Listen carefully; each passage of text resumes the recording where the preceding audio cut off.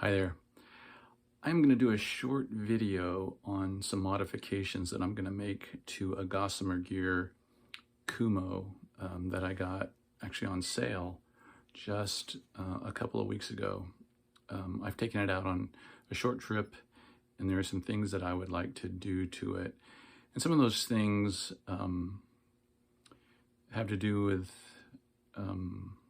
my way of backpacking, and also some old injuries that I have to kind of take care of when I backpack. And so to talk about that first, let me say there is nothing wrong with a Kumo 36. It's a great pack, and I really like it.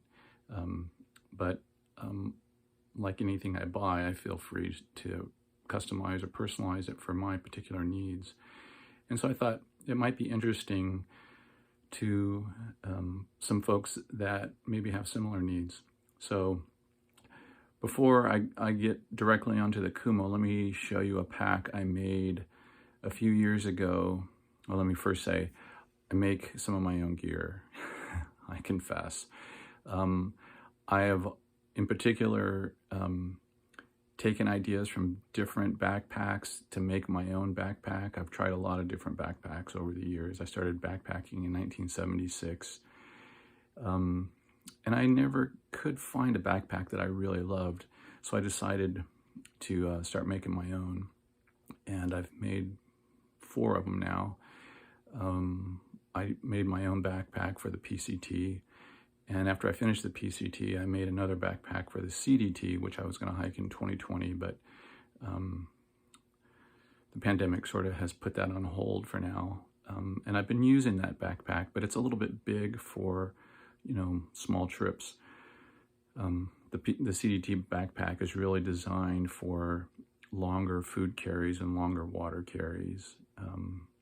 But it does incorporate all the things that I think are important for me personally. So let me take a look at the pack that I've made. So this is my pack, a pack I made a couple years ago for the CDT, as I mentioned. And a couple of the things that I really like are these external carbon fiber stays. There's one on each side, which transfers the weight from the shoulder area down to the hip belt area. That's important to me because I have a couple of bad discs in my back, and putting the weight onto my hips is really important. So these are really a lightweight way of doing that. And in addition, on this pack, I have a full hip belt, 360-degree hip belt. That's important to me as well. Another thing that I like in packs is having the side pockets low and loose enough that I can reach into them pretty easily while I'm walking. Some packs are too tight or they're too high. Another thing, which I stole from, I guess, from Palante's pack, is the bottom pocket. This I have found to be just a great innovation. I really like it, and it's a must to me now on my packs. So I'm going to do things to the Kumo that are going to make the Kumo a little bit more like this pack to suit myself. So here's my Kumo pack. It's got a little bit of dirt on it right there. I've taken it out on one little trip. A great pack. I really like the craftsmanship of this pack and a lot of the design ideas. What I have, here's the operating table. What I have are my goals for what I would like to do to the pack. Put on the external stays, which I showed you on my other pack. The bottom pocket, which those are the 2 most important things to me. I'm also going to do something to expand the side pockets to make them looser, a little easier to get in and out of. This pack, and I'll show you in a second, comes with shoulder pockets, which is a great thing. I really like that. But I also find them to be a little bit too tight. My phone gets in there, and there is no doubt my phone is secure in there, but it takes 2 hands to get it back out, and I prefer that to be a 1-hand operation. I'm gonna remove the pockets on the back that are there to hold the back pad, and I'm going to add loops for hiking poles. Here's the Kumo from the other side. It has some pretty robust, stretchy pockets to put a back pad in, and I'm going to remove both of those and just use shock cord. I just think it's lighter and it's easier to get things in and out of.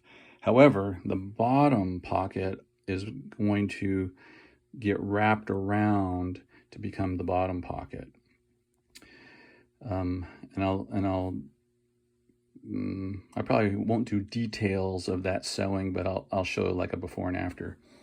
The pocket on the straps, it's sewn through on all three sides and opens at the top, but it has a pretty robust elastic at the top, and I just find it hard.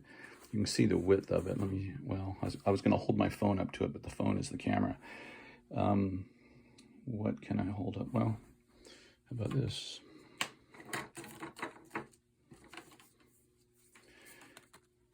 So there's an indication for you. I find it hard to get the phone in and out, and a lot of times, when I'm hiking along, I go, oh, I want to take a little picture of this mushroom or whatever, and I just want to grab my phone out real quick, take a shot, and slap it back in, but it ends up, requiring two hands, so I got to put my poles down somewhere, etc. So those are the main mods I want to make. So when I started this, I weighted this pack with no pad, and I've taken the hip belts off just for convenience while I'm working on it, but I will be using the hip belts, and I weighed it with the hip belts. So weighed the way it came to me from Gossamer minus the pad, because I'm not going to be using that pad, is 506 grams or 17.8 ounces. And when I get all done, I'll weigh it again and see if I've done anything to the weight, good or bad. All right, see you soon.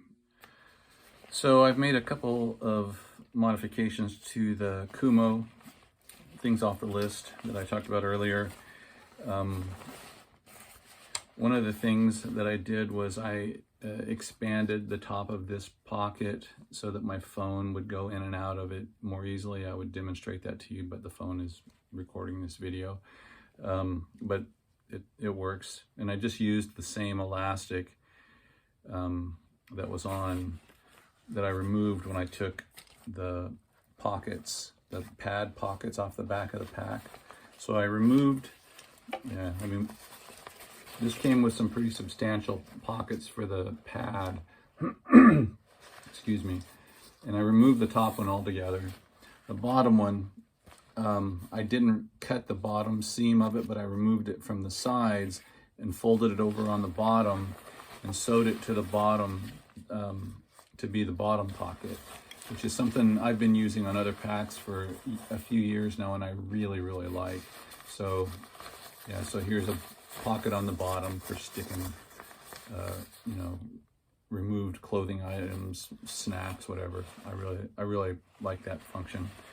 The other thing I did was I expanded the right side pocket. So I just added I cut it and added a wedge of material into it to make it easier for me to put bottles in and out of.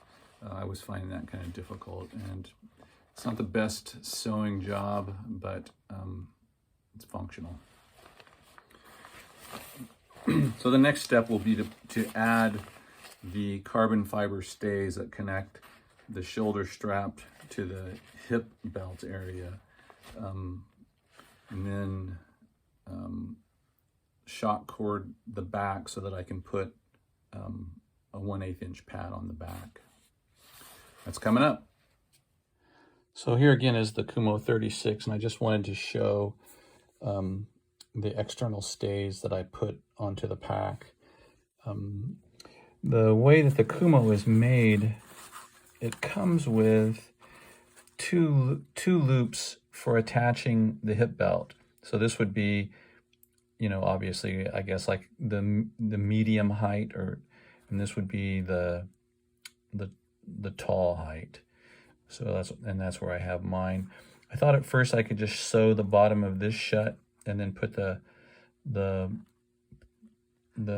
carbon fiber stay into the pocket that would form, but I didn't find that comfortable. It actually kind of, when I put it in that pocket, it's on the inside of the shoulder strap, and it kind of, I could feel it just above my waist, and I didn't like that. It didn't hurt or anything, I just didn't like it. So what I did instead was I sewed a pocket to the outside. So this is how the shoulder strap is attached here at the bottom, and I just cut off the ends of these. This is the waist belt and I cut that off both sides, the excess, and I used it for this, so it wasn't adding any weight to do that. So I created the pocket here for the one end of the stay to go into, and up here on the other end, again, using the excess from the hip belt pocket, and a little Velcro closure. In case you wanted to take it out, you can quite easily take the stays out, but I've never wanted to do that. But I always put them on in a way so that if I wanted to, I could. So that's it. You know, there's one on, of course, on each side, and you know, they are really effective at moving the weight down onto the hips. So that's done. The last thing probably is that the last thing that on my list, I think, of here's what I want to do to this pack was, you know, I added this here and I added this down here so that I could make sort of a diamond shape with the shock cord. So it makes it really easy to put the pad in. This is just the 1/8 inch pad, and I would put it in right now, but I'm pretty sure I can't do it with one hand. But I'm sure you have the imagination to understand what I mean. So it goes in really easily, comes out really easily. It doesn't matter that it's an 1/8 inch pad because it's not used to stiffen the back. It's a little bit of padding, but the stiffening comes from these carbon fiber stays. So the project is done. And when I started, here's my little shopping list of things I wanted to do on the customization.